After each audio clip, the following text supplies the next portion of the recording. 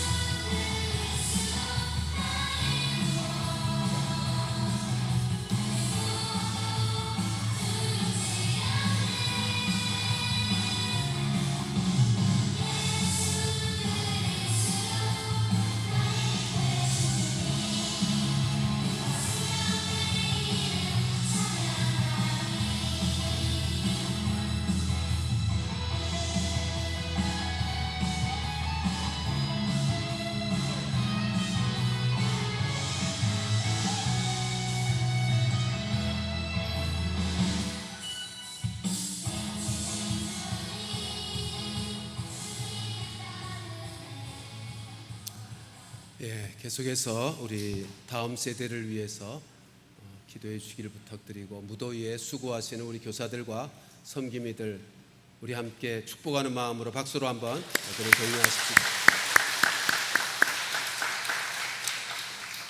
우리나라는 대통령께서 장관이나 감사원장 등 고위 공직자를 임명하게 되면 국회에서 인사청문회를 하게 됩니다. 인사청문회를 하게 될 때 우리가 늘 보는 것처럼 저들의 재산을 살피고, 저들의 경력이 어떠함을 살피고, 저들의 지난날 삶이 어떠한지를 다 들추어내서 그 일을 감당하기에 합당한 사람인지를 검증하는 자리를 갖습니다.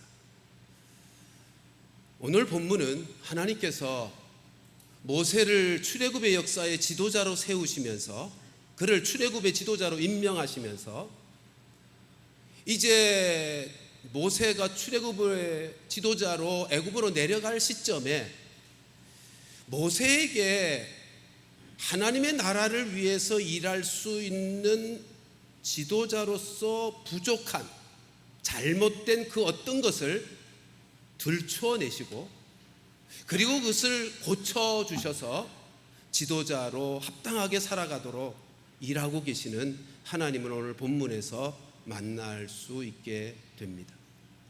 우리는 지난 출애굽기의 말씀을 쭉 살펴오면서 모세가 하나님이 출애굽의 역사를 위해서 애굽으로 내려가라고 명령하실 때 모세는 못 간다고 계속 거부하죠. 거절하죠. 지난 40년 동안 당대의 가장 비천한 사람들이 하는 목축업, 양을 돌보는 일을 해왔던 자신의 비천함과 연약함 때문에, 그리고 애굽에서 겪게 되었던 상처 때문에 애굽으로 내려가라고 하신 하나님의 말씀을 순종할 수가 없어 합니다. 그러나 하나님은 결코 그를 포기하지 않으시고 끈질기게 설득하시고 강권하시자 모세가 드디어 어렵사리 애굽으로 내려가기로 결단을 합니다. 그래서 모세는 자기 아내와 두 아들을 나귀에 싣고 애굽을 향해서 내려가는 도중에 숙소에 들러 거하게 되죠. 근데 그 숙소에서 하나님은 모세를 죽이시려고 합니다. 그것이 오늘 본문의 첫 절 24절 말씀입니다. 같이 한번 읽어보십시다. 시작. 모세가 길을 가다가 숙소에 있을 때에 여호와께서 그를 만나사 그를 죽이려 하신지라. 여러분 한번 생각해 보세요. 지금 모세가 어렵사리 결심하고 결단을 내려 애굽으로 말씀에 순종해서 애굽으로 내려가고 있어요. 그러면 그건 하나님이 기뻐하실 일 아닙니까? 하나님이 그를 선하게 인도하시고 어려움이 있으면 오히려 돌보시고 지켜주셔야 될 상황 아닌가요? 그런데 지금 하나님이 내려가는, 말씀에 순종해서 내려가는 그 길에 숙소에 있는데 그를 죽이시겠다는 것입니다. 왜 하나님께서 모세를 죽이시려고 하셨을까요? 사실 하나님께서는 모세가 이 출애굽의 지도자로서 사역할 수 있도록 하기 위해 꼭 해결해야 될 모세에게 있는 아주 심각한 문제, 그 문제를 알고 계셨고, 그러나 모세가 애굽에 내려가는 것조차 버거워하기 때문에 하나님은 그 모세에게 있어 해결해야 될 그 심각한 문제를 들추어내시고 해결할 기회를 기다리고 계셨던 것입니다. 이제 그 때가 되어 지금 그 일을 하고 계시는 거예요. 그러면 도대체 하나님은 모세를 죽이셔야만 죽이시려고 할 경고의 그 심각한 모세가 안고 있었던 문제는 무엇이었을까요? 그것은 모세가 자기의 그 아들에게 할례를 행하지 않았다는 문제입니다. 여러분, 도대체 그러면 할례라는 것이 무엇이길래 모세를 죽게 하게 죽이려고 하실 만큼 아주 심각하게 그 문제를 다루고 있는 것입니까? 우리가 잘 알다시피 할례라고 하는 것은 남자아이, 이스라엘 백성들의 남자아이가 태어나면 8일 만에 그 성기의 표피를 잘라내는 의식이 할례입니다. 근데 그 의미는 이런 거예요. 우리는 하나님의 언약 백성이다. 우리는 하나님의 말씀, 그 언약을 붙들고, 그 언약에 붙들리어 살아가는 사람들이고, 그래서 하나님의 약속의 말씀, 그 말씀에 순종하며 살아가는 자이다. 그런 약속을 담아서 행하는 언약 의식이 할례라고 하는 것입니다. 하나님은 아브라함을 부르시면서 그에게 약속하셨죠. 너로 큰 민족을 이루고 너와 너의 자손들로 하여금 이 땅의 복의 근원이 되게 할 거야. 그리고 이 땅 가나안 땅을 너의 민족, 너의 자손들에게 허락하여 큰 민족이 이루어 나라가 되게 할 거야. 그 하나님의 약속이었어요. 근데 그 약속을 하나님께서 보장하시기 위해서 아브라함과 언약의식을 맺습니다. 언약의식을 하나님과 아브라함이 맺는 언약의식이 두 가지인데요, 하나는 창세기 15장에 나오고 하나는 창세기 17장에 나옵니다. 먼저 첫 번째 언약의식인 창세기 15장 말씀 보십시다. 13절로 17절까지 저하고 한 절씩 나누어서 읽습니다. 여호와께서 아브라함에게 이르시되 너는 반드시 알라.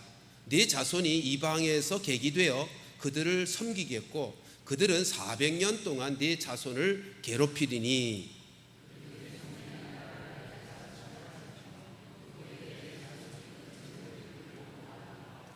너는 장수하다가 평안히 조상에게로 돌아가 장사될 것이요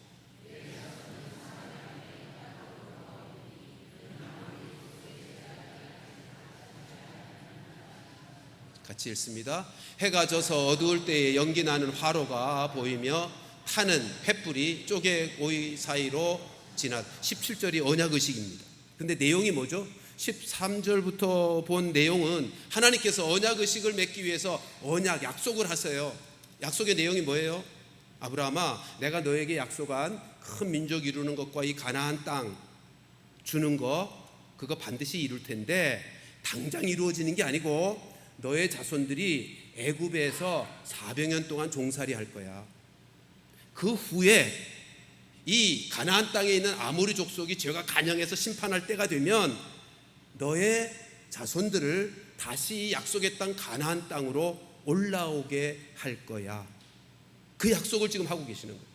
그 약속을 하시면서 약속에 내가 지킬 거야를 언약의식을 통해서 분명하게 하시는 거예요. 근데 언약의식의 17절 말씀을 보세요. 해가 져서 어두웠어요.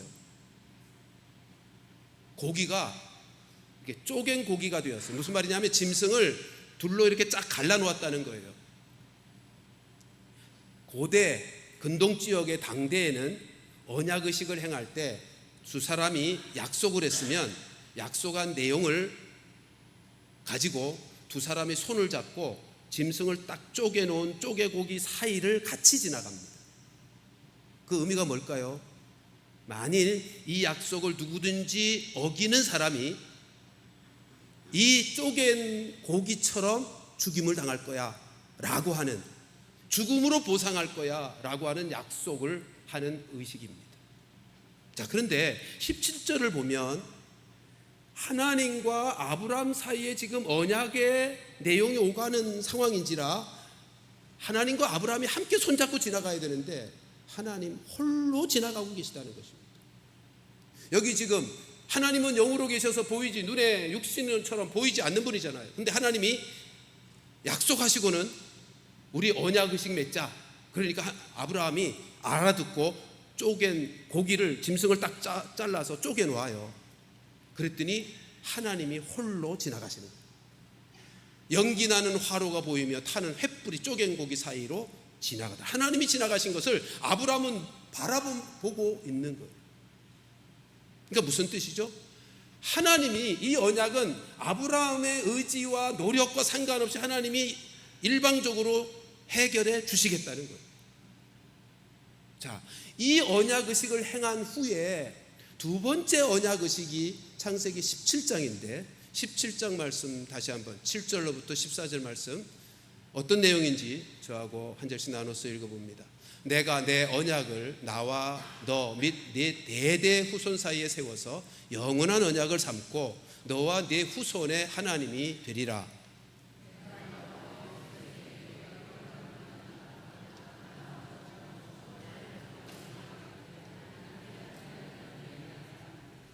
하나님이 또 아브라함에게 이르시되 그런즉 너는 내 언약을 지키고 네 후손도 대대로 지키라.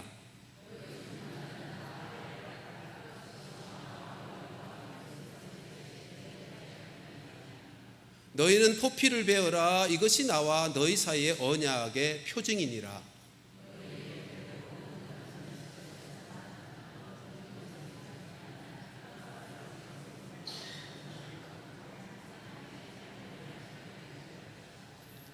너희 집에서 난 자든지 너희 돈으로 산 자든지 할례를 받아야 하리니 이에 내 언약이 너희 살에 있어 영원한 언약이 되려니와 같이 있습니다. 할례를 받지 아니하는 남자 곧 그 포피를 베지 아니한 자는 백성 중에서 끊어지리니 그가 내 언약을 배반하였음이니라. 아멘. 여러분, 두 번째 언약 의식의 내용이 뭐죠? 첫 번째 언약 의식을 통해서 하나님이 이스라엘 백성의 하나님이 되시겠다고 약속하셨어요. 근데 17장 1절을 보면 지난주에 우리가 보았듯이 아브라함이 하나님이 그렇게 하시겠다고 하시는데, 큰 민족 이루시겠다고 약속하시는데도 못 믿고 하갈을 통해서 이스마엘을 얻잖아요. 불신의 행동을 보였잖아요. 그래서 하나님이 17장 1절에 보면 너도 신실하게 행해야 돼.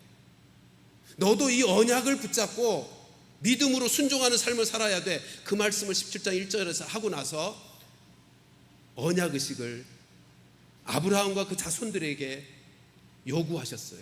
그 언약의식이 10절에 있는 할례의식인 것입니다. 할례의식이 어떤 거라고요? 사람의, 남자의 성기의 표피를 잘라내어 그것도 죽음으로 맹세하는 의식이에요. 이제는 내가 하나님의 언약 백성이 되었으니 하나님만을 의지하고 하나님만을 섬기고 하나님의 말씀에 순종하며 살겠습니다라고 하는 약속을 담은 의식이 할례 의식이라고. 자, 그런데 지금 이스라엘 백성들의 출애굽을 위해서, 다시 말하면 창세기 15장에 하나님이 언약하신 그 언약을 성취하기 위해서 모세를 지금 애굽으로 보내고 계시잖아요. 그러니까 지금 모세는 창세기 15장의 언약을 이루어 가는데 쓰임받는 지도자로 가고 있다고요. 그런데 17장에서 요구한 할례를 모세는 자기 아들에게 행하지 않고 있었다는 것입니다. 여러분, 그 할례를 행하지 않으면 어떻게 하신다고요? 그 백성에서 끊어버릴 것이다. 왜요? 할례를 행하지 않았다는 것은 어떤 의미죠? 나는 더 이상 하나님과 언약 백성의 관계를 갖기를 원치 않습니다. 나는 하나님의 말씀에 순종하는 삶을 살기를 원치 않습니다. 하나님을 배반하는 행위란 말이죠. 그러니까 지금 모세가 이스라엘 백성들을 언약의 백성으로 세우는 그 역사를 위해서 가면서 실상은 자기 아들들은 언약의 백성으로서 되지 않고 끊어버린 바 되어지는 위기를 만난 거예요. 그러니까 지금 하나님은 모세에게 있었던 이 심각한 문제, 이 문제를 깨닫게 하시고 해결시켜서 온전하게 언약의 백성으로 살고 언약의 역사를 이루어나가는 지도자가 되게 하고 계신 것입니다. 우리는 여기서 하나님이 일하시는 방식을 보게 되죠. 하나님은요, 당신의 자녀들이 무엇인가를 잘못하면 벌만 하시는 분이 아니에요. 벌하시기 위해서. 여러분, 지금 오늘 본문에서 하나님이 모세에게 나타나 모세를 죽이려고 했다고 할 때 진짜 죽이려고 하신 겁니까? 아니거든요. 깨닫게 하셔서 언약의 온전한 백성으로, 온전한 가정으로, 언약의 가정으로 세우시기 위함이고, 언약의 역사를 이루는데 적절한 합당한 지도자로 세우기 위함이었단 말이죠. 하나님이 일하시는 방식이 그래요. 우리가 하나님 앞에서 무엇인가 잘못했을 때 하나님은 우리에게 찾아오셔서 우리가 무엇을 잘못하고 있는지를 깨닫게 해주시는 분, 그것을 들추어서 깨닫게 해주시는 분이세요. 우리가 그때 해야 될 일이 뭐죠?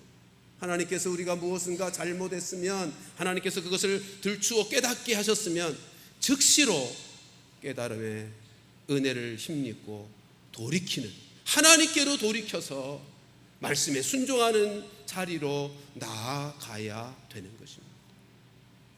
우리 모두 하나님께서 우리를 찾아오셔서 우리에게 무엇인가 잘못하고 심각하게 문제가 되고 있는 그것들 들추어 깨닫게 하셨으면 우리 모두 속히 돌이켜서, 지체하거나 머뭇거리지 말고 속히 돌이켜서 말씀에 순종하는 언약 백성의 삶을 온전히 살아가는 우리 모두가 되기를 주님의 이름으로 축원합니다.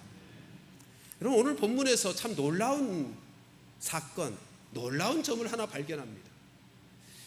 하나님께서 모세를 죽이려고 하자 그의 아내 십보라가 즉시로 머뭇거리지 않고 돌칼을 만들어서 자기의 아들의 표피를 잘라내는 할례를 거행하더라는 것입니다. 여러분, 모세가 혹시 이 상황 속에서, 자기를 하나님이 죽이시려고 하는 이 상황 속에서 할례 이렇게 소리를 쳤는지는 모르겠어요. 네? 할례라고 소리를 쳤는지는 모르겠지만 십보라가 자기 남편 모세가 지금 죽을 위험에 놓인 것과 아들에게 할례를 행하지 않은 것이 서로 연관되어 있다는 사실을 깨달았다고. 그걸 전에부터 알기는 했었는지, 그래서 그렇게 반응하는지, 아니면 모세가 알게 해서 그 상황 속에서 알게 되었는지는 모르지만 알게 되는 순간 십보라는 돌칼을 만들어서 아들의 표피를 자르는 할례를 즉시로 거행하더라는 것입니다. 그리고 그로 말미암아 남편 모세가 살아납니다. 여러분, 이 장면은 참으로 놀라운 것이 아닐 수 없습니다. 이 장면을 볼 때 이렇게 우리가 이해하는 거죠. 모세는 분명히 언약 백성의 의식을 가지고 자랐잖아요. 애굽의 왕궁에서 왕자로 자랐지만 자기는 언약 백성인 것을 잊지 않으시도 자기의 정체성을 잊지 않고 자랐어요. 그래서 분명히 그는 아들을 낳았을 때 그도 할례를 행하려고 했을 것입니다. 그런데 그의 아내 십보라는 미디안의 제사장의 딸이잖아요. 하나님을 알지 못하고 언약 백성됨을 알 수 없는, 믿지 아니하는 이방 여인 십보라이기에 모세가 아들에게 할례를 행하려고 하는 것을 극구 반대했으리라고 짐작이 되는 것입니다. 오늘 본문 다 살펴보면 그렇게 짐작할 수밖에 없어요. 그러니까 지금 하나님은 십보라로 하여금 그 위급한 상황 속에서 십보라로 주도적으로 아들에게 할례를 행하게 하심으로 십보라로 깨닫게 하시는 거죠.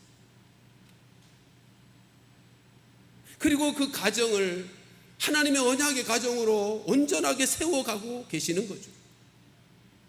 여러분, 십보라가 그것을 행하면서 다시 남편이 살아난 사실을 보면서 이 할례라고 하는 것이, 하나님의 언약된 표징이라고 하는 것이 얼마나 그들에게 그 가정에 중요한지를, 이것이 생명과도 같다는 사실을 깨닫지 않았겠어요.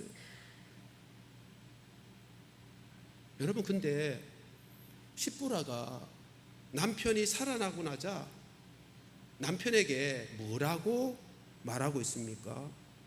여러분, 오늘 본문 25절 26절 같이 한번 읽어보십시다. 같이 읽습니다. 시작.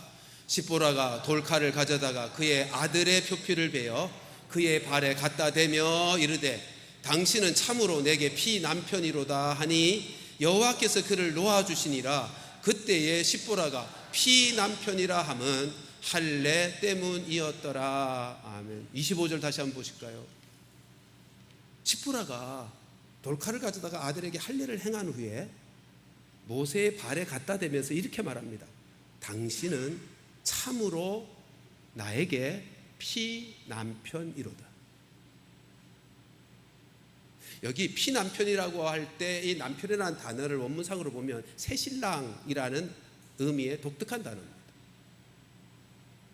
그러니까 지금 십보라는 이 할례 사건을 통해서 죽음 앞에 놓여 있는 자기의 남편이 새신랑이 돌아오듯, 새신랑이 맞이하듯 다시 남편을 맞이하고 있다는 고백을 하고 있는 거예요. 죽음 앞에 놓여있던 남편이 살아 돌아온, 그리고 이 표현 당신은 참으로 라고 하는 이 표현을 볼 때 십보라가 이전에는 남편이 아들에게 할례를 행하자고 할지라도 이방인으로서 하나님의 언약 백성된 표징이 어떤 의미가 있는지를 몰라서 그동안 하지 못하다가 이 사건을 통해서 당신의 말이, 할례를 행해야 된다라고 했던 당신의 말이 옳소라고 하는 고백이기도 한 것입니다.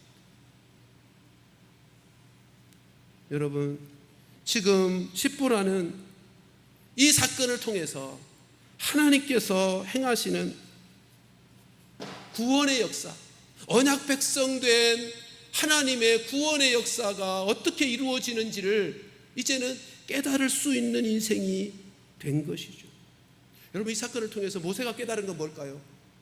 그동안 자신의 언약 백성됨을 흐릿하게 그것 자체를 잊어버린 듯 그렇게 살아왔던 모세가 이 사건을 통해서 하나님의 언약 백성됨을 새삼스럽게 확실하게 깨닫게 되는 은혜가 있는 거죠.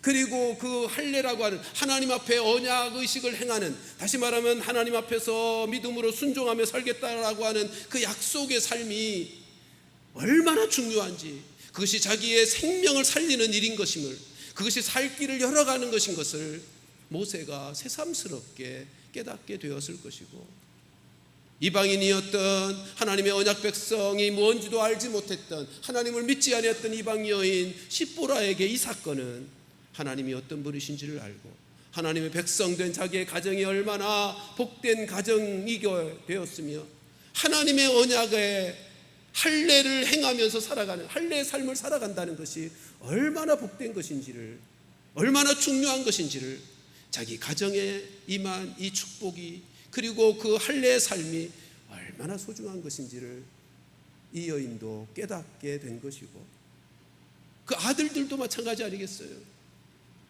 그 아들도 몸소 자기의 양피가 잘라나가는 그 사건을 통해서 아버지가 죽음의 위기에서 살아나는 장면을 보면서, 그 사건을 경험하면서 우리가 하나님의 언약 백성이구나, 그리고 할례를 통하여 하나님의 말씀에 순종하며 살아가는 복된 인생을 사는 것이 우리의 삶이구나 라고 하는 것을 아들도 명하게 깨닫게 된 것입니다. 그러니까 모세가 미디안에서 40년을 살면서 하나님의 언약의 말씀에 대해서 흐릿해졌어요. 하나님의 언약 백성됨에 대한 의식이 흐릿해졌어요. 그 모세, 그리고 하나님을 알지도 못하는 이방 여인 십보라, 그리고 그의 아들들 모두 여러분, 이 할례 사건은 그들의 인생에 있어서 A와 BC를 가르는 중대한 그리고 엄청난 사건이 아닐 수가 없었습니다. 그러니까 온 가족이 이 할례 사건을 통해서 하나님의 언약에 집중할 수 있게 됐고 하나님의 말씀에 순종하며 살아갈 할례의 삶을 살아가는 계기가 되어진 것입니다. 그러므로 이 사건은요, 모세에게 있어서 그리고 그의 가정에 있어서 필연적인 사건입니다. 창세기 15장의 언약의 성취를 위해서 지도자로 나가는 모세의 생애 속에 피할 수 없는 필연적인 사건이라고. 이것을 생각하면 우리가 깨달아야 될 것이 있습니다. 하나님의 자녀된 우리의 인생 속에도요, 내가 원치 아니하는 뜻하지 않은 사건들이 찾아왔을 때 그걸 그냥 우연이라고 생각하지 말아야 합니다. 하나님의 자녀들에게는 우연이라는 것이 없습니다. 다 필연적인 사건입니다.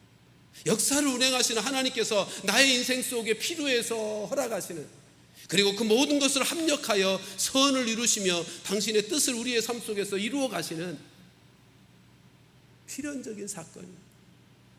우리가 이 사실을 기억하고 내 삶 속에 찾아온 예기치 아니하는 어떤 것은 원치 아니하는 일이라 할지라도 그것을 안고 하나님 앞으로 나아가서 하나님의 뜻을 성취함에 우리를 온전히 회복시켜 주실 뿐만 아니라 하나님의 뜻을 성취함에 쓰임받게 하시는 주의 은혜를 힘입게 되기를 주님의 이름으로 축원합니다.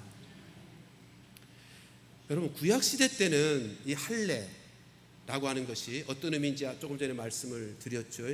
몸에 자기의 육체에 새기는 언약의식이요. 어떤 내용의 언약의식이요? 나는 하나님의 언약 백성이다. 하나님이 나의 하나님이 되신다. 그러므로 나는 하나님만을 섬길 것이고 하나님의 말씀에 순종하며 살아가리라. 그런 약속이 담겨진, 고백이 담겨진 언약의식이에요. 근데 이제 신약시대에 오면 몸에 새기는 할례를 행치는 않죠. 그런데 로마서 2장에 가서 보면 신약의 성도들은 마음의 할례를 받았다고 말씀합니다. 마음의 할례. 근데 원문을 표현을 보면 마음의 할례라고 하는 것은 마음의 껍질을 벗긴다, 그런 뜻의 표현입니다. 여러분, 마음의 껍질을 벗긴다는 것은 도대체 무엇을 벗겨내는 것입니까? 죄로 말미암아 타락한 우리의 완악한 죄성의 마음이요. 마음의 할례를 받았다는 것은 우리 안에 있는 죄성의 완악한 마음을 벗겨버리고 성령의 인도하심을 받으며 살아가게 되는 그 마음이요. 하나님의 말씀에 불순종하는 그 삶의 방식을 회개하고 돌이켜서 말씀에 순종하는 삶을 살아가는 그 마음이요. 우리가 마음의 할례를 받았다고 하는 것은 내 자아가 십자가에서 죽고 내 안에 계신 영으로 계시는 그리스도의 생명으로 살아가게 되는 것, 그게 마음의 할례를 받았다고 하는 것. 그래서 마음의 할례를 받았던 사도 바울 이렇게 고백하지 않습니까? 우리가 잘 아는 갈라디아서 2장 20절 말씀입니다. 같이 읽습니다. 시작. 내가 그리스도와 함께 십자가에 못 박혔나니 그런즉 이제는 내가 사는 것이 아니요 오직 내 안에 그리스도께서 사시는 것이라. 이제 내가 육체 가운데 사는 것은 나를 사랑하사 나를 위하여 자기 자신을 버리신 하나님의 아들을 믿는 믿음 안에서 사는 것이라. 아멘. 나는 죽고 내 안에 계신 그리스도께서 나를 통해서 사시는 바 성령의 인도하심을 받으며 살아가는 삶이요. 그게 마음의 할례를 받은 자의 삶입니다. 그 말씀을 우리의 올해의 표인 로마서 8장 13절 14절에서 이렇게 사도 바울이 말합니다. 13절부터 14절 같이 읽어보십시다. 시작.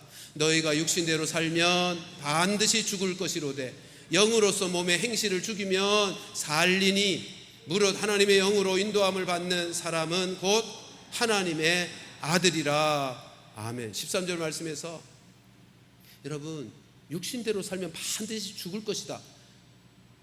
이 말씀에서 이것이 초점의 말씀이 아니죠.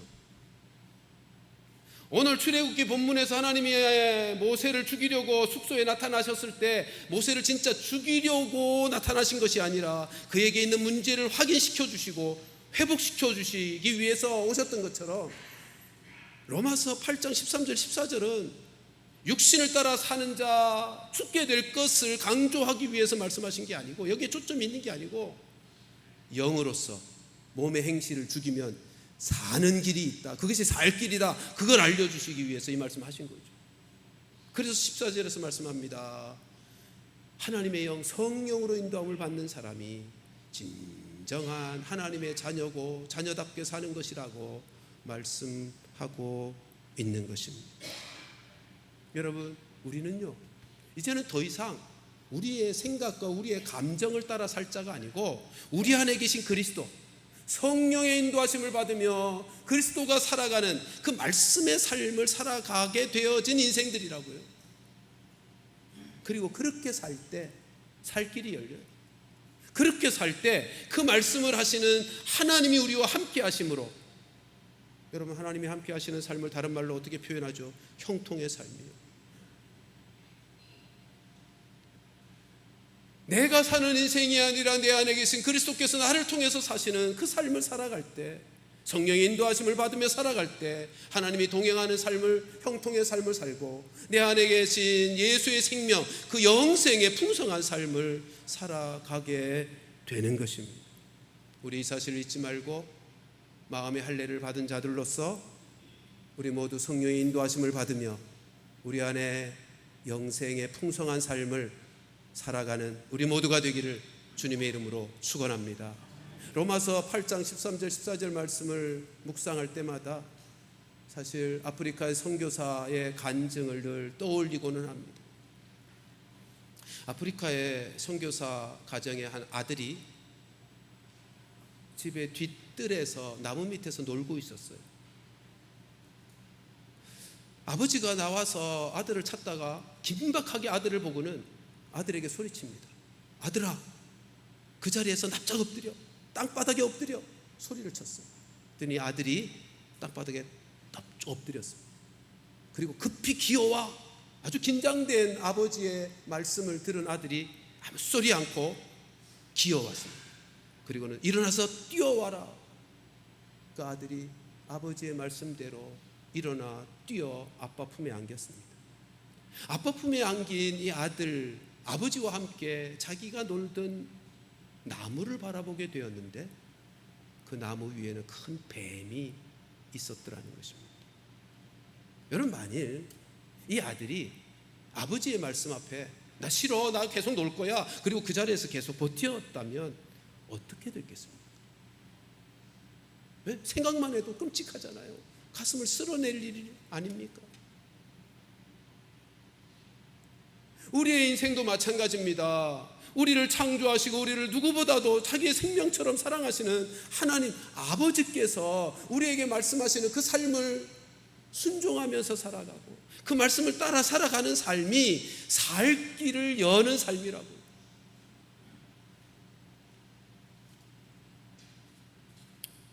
마음의 할례를 받은 우리 모두 매일의 삶, 일상의 삶을 성령의 인도하심을 받으면서 하나님의 말씀에 민감하게 순종으로 반응하면서 살아가는 우리 모두가 되기를 주님의 이름으로 다시 한번 축복합니다. 오늘 본문의 말씀은 이렇게 27절부터 31절의 말씀은 이거죠. 조금 전에 할례 사건을 통해서 하나님이 언약의 하나님이신 것을, 그 언약에 붙들려 살 것을 요구하시고 하나님이 반드시 그 언약을 실현시키시는 하나님이신 것을 경험하게 하신 하나님이 27절 이하부터 보면 하나님이 모세에게 일찍이 말씀하셨던 약속대로 모세가 순종하여 애굽으로 내려갔더니 그 약속대로 이루어진 역사다라고 하는 것을 우리에게 보여주고 있습니다. 우리 간단히 한번 확인하고 넘어가십시다. 27절 제가 읽습니다. 교독합니다. 여호와께서 아론에게 이르시되 광야에 가서 모세를 맞으라 하시매 그가 가서 하나님의 산에서 모세를 만나 그에게 입맞추니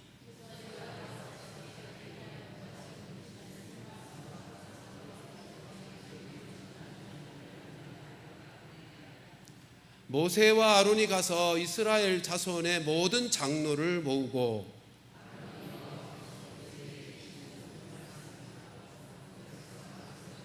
같이 읽습니다. 백성이 믿으며 여호와께서 이스라엘 자손을 찾으시고 그들의 고난을 살피셨다 함을 듣고 머리 숙여 경배하였더라. 이런 내용이죠. 모세가 하나님의 말씀에 순종해서 애굽으로 내려갔더니 이미 약속하신 것처럼 뭐라고 약속하셨어요? 너 입이 뻣뻣하고 둔하여 말을 잘 못합니다 그랬더니 핑계댔더니 하나님이 너 형 말 잘하잖아, 내가 형 붙여줄게 동역자로, 그리고 너의 대언자로 아론을 붙여줄게 약속하신 것처럼 하나님이 아예 아론에게 나타나셔서 모세가 오니까 맞으라고 말씀해 주셨어요. 그리고 실제로 형 아론이 모세의 대언자가 돼서 이스라엘 백성들과 장로들을 모으고 그들 앞에 하나님이 하신 모든 말씀을 전하게 했어요. 그랬더니 어떻게 됐다고요? 그 백성과 장로들이 다 믿었다고. 그리고 하나님께서 모세를 통해서 전해주신 바 언약의 말씀, 창세기 15장에 하셨던 그 말씀 그대로 이제는 이스라엘 백성들을 찾아오셨고 그 고난을 살피셔서 가나안 땅으로, 약속의 땅으로 다시 올라가게 하실 것을 저들이 믿고 하나님을 경배했다고 말씀하고 있습니다. 여러분, 모세만이 아닙니다. 우리도 하나님의 말씀에 순종하며 살면 하나님께서 우리의 나아가는 길에 이와 같은 형통의 은혜를 베풀어 주십니다. 우리가 잘못한 거 있으면 모세의 경우처럼 깨닫게 해주셔서 회복시켜 주실 뿐만 아니라 말씀에 순종하는 그 걸음에 하나님께서 이와 같은 형통의 은혜를 베풀어 그 일들이 순적하게 하나님의 뜻하신 역사가 이루어지도록 일하시는 분이시라고. 그러므로 사랑하는 성도들이여, 인생 삶에서 어떤 경우를 만날지라도 첫째, 나는 하나님의 언약 백성이다, 이 사실을 잊지 마십시오. 예수 그리스도로 말미암아 이제는 내가 하나님의 언약 백성, 나의 삶과 상관없이 하나님은 나를 구원하시기로 약속하신, 내 구원은 이미 보장된 하나님의 언약 백성이다, 이 사실을 잊지 마십시오. 그러기에 그 하나님을 철저히 신뢰하고 믿음으로 하나님의 말씀에 순종하여 살아가면서, 여러분 그렇게 하나님 말씀에 순종하며 살아가면 어떤 결과가 있다고요? 그 말씀하신 하나님이 동행해 주시고요, 그 동행의 형통한 삶을 살게 되고요, 그 하나님, 말씀하신 하나님이 신실하셔서 말씀하신 대로 역사하시는 하나님을 경험하게 될 것이니 우리 모두 마음의 할례를 받은 자로서 성령의 인도하심 받으며 말씀의 순종함을 통해 하나님을 경험하고 하나님의 뜻하신 역사에 함께 귀하게 쓰임받는 우리 모두가 되기를 주님의 이름으로 축원합니다. 기도하십시다. 우리 시간 함께 기도할 때 말씀 생각하시면서 우리의 잘못을 들추어내시고 깨닫게 해주시면 즉시로 회개하고 돌이켜서 말씀의 삶을 살아가는 인생 되게 해달라고 우리의 잘못을 고쳐주시는 하나님이십니다. 그리고 마음의 할례를